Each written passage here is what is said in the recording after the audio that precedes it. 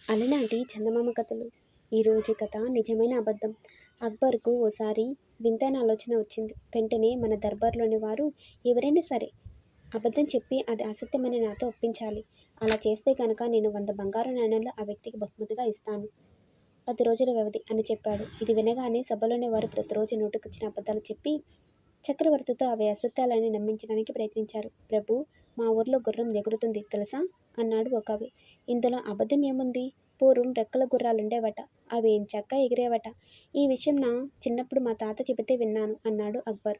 ప్రభు, గాడిద గుడ్డు నిజంగా ఉంది తెలుసా? అన్నాడు మరో సభికుడు. ఎందుకుండదు?